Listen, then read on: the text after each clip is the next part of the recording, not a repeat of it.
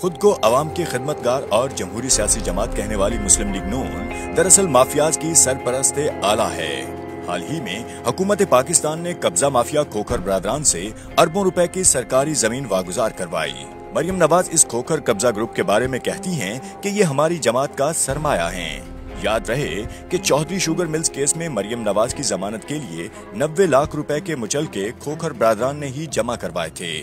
جاتی عمرہ مہمانوں کی تواضع کے لیے روزانہ 1 لاکھ روپے اس قبضہ گروپ کی طرف سے دیا جاتا ہے۔ مریم نواز اس لیے ٹھیک کہہ رہی ہیں، یہ واقعی جماعت کا سرمایہ ہے۔ یہ جماعت اس طرح کے سرمایہ پر ہی چل رہی ہے۔ کیا آپ اس جماعت کے مزید سرمایہ کے بارے میں جانتے ہیں؟ سعد رفیق اور سلمان رفیق کا کھوکھر برادران سے بھی بڑا قبضہ گروپ ہے۔ سرکاری زمینوں پر قبضہ ان کی وجہ شہرت ہے، اس وجہ سے وہ بھی اس جماعت کا سرمایہ ہیں۔ خرم دستگیر سرکاری زمینوں کے پیاس سے جنہوں نے اربوں روپے کی زمین پر قبضہ کر رکھا ہے، وہ بھی اس پارسا جماعت کا سرمایہ ہیں۔ رانا ثناء اللہ منشیات فروشی اور زمینوں پر قبضہ ان کا کاروبار ہے، وہ بھی نون لیگ کا سرمایہ ہونے کا اعزاز رکھتے ہیں۔ چودھری تنویر یہ زمینوں پر قبضے کی وجہ سے مسلم لیگ نون کا اہم سرمایہ بن چکے ہیں۔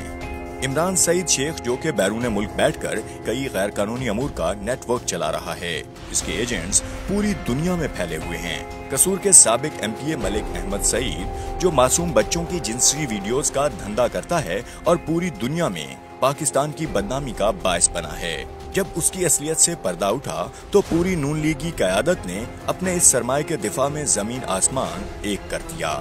جاوید لطیف جو نون لیگ کا چہیتا سرمایہ ہے، وہ شیخوپورہ میں سیاست سے زیادہ قبضہ گروپ چلا رہا ہے۔ حنیف عباسی بدنام زمانہ ایفیڈین اور منشیات کے کاروبار کی وجہ سے نون لیگ کی آنکھ کا تارا ہے اور نون لیگ کا اہم سرمایہ ہے۔